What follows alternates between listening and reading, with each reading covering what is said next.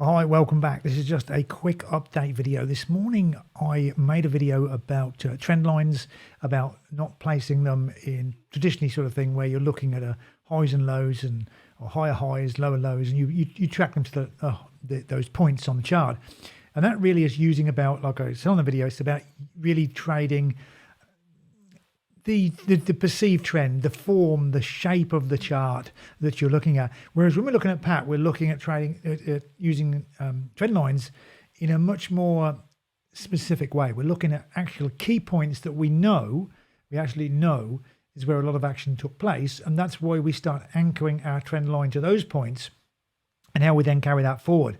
And the reason I've made this quick video follow up, because this is the exact same chart we're going to look at now, which I did that on this morning live. So I want to show you how that's followed up and show you some things in Pat which I've revealed to you over the last couple of days that show you exactly how this works. So let's get over there now. I'll call that up and just pop me down there out the way. Okay, so what we saw was this morning, I'm just gonna get rid of this line here because I want to put that on in a minute and show you. But so what we talked about this morning was about how the trend lines and where we would put the trend lines, and we saw about the sort of the non-conformity way, if you think about it, of what we're doing here. And I was using this anchor point here. And if you're unsure about that, just go back on the previous video and it'll explain as to why the trend line was placed on that point, and why it's actually very important to have it on a fixed point where you know action occurred from, or activity occurred from. And then I carried it on through, and then I picked up on this bar here. And again, I explained why that is, but just briefly to recap here, it's to do with the increase in activity that we see on these bars, and we're looking for the highest one, and we keep following that down. And in this example case, we had where the market came off of that, and then we saw the jump bar up. And again, we talked about that over here as well. Now, traditionally, what you would have been doing is putting a trend line on, and of course it's not exact science, because that is not when you're doing the trend lines like this. Whereas with Pat, you are exact. It is scientific. You are exactly putting them onto points that you know about. But people would have been doing something like this. Would have been putting a trend line on something like that.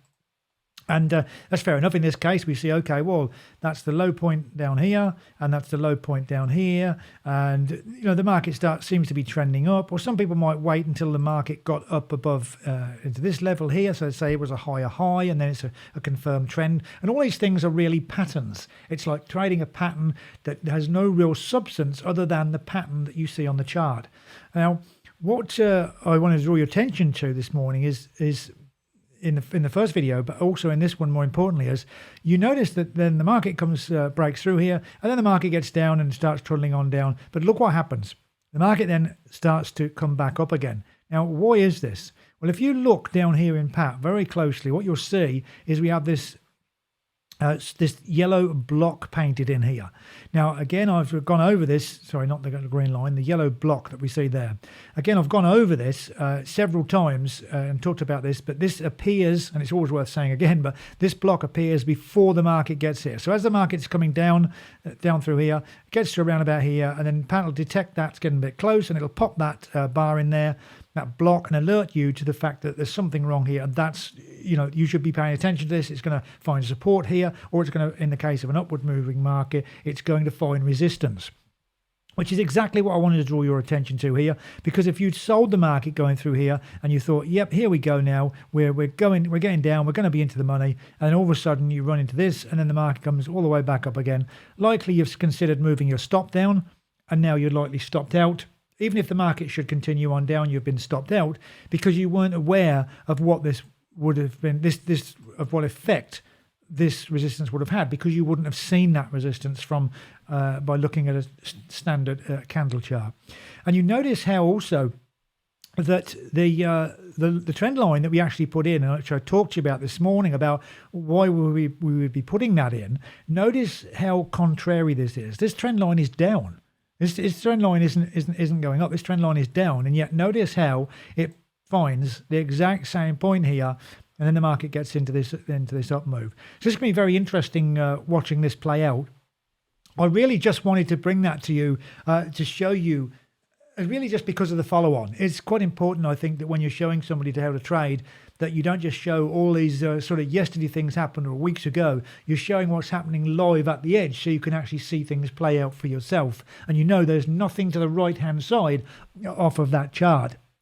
Anyway, that's all for this quick update video. Make sure you subscribe to the channel. Keep a lookout for the live shows, because I come on here in the mornings and I look at what's happening over the previous day, and of course make a prediction about what's going to happen as well in the future, which you might find very useful if you are wanting to make some money from your trading. If you've got any questions, as always, put them in the comments. I'll get back to them. But more importantly, if you can come on live, really good, because you can put a comment in there live and I can actually answer right on the fly about the particular chart that we're looking at the time. So it makes it very interactive and really cool to do that, as I say, to do it live. Anyway, I'll catch up with you very soon. Take care. Bye-bye.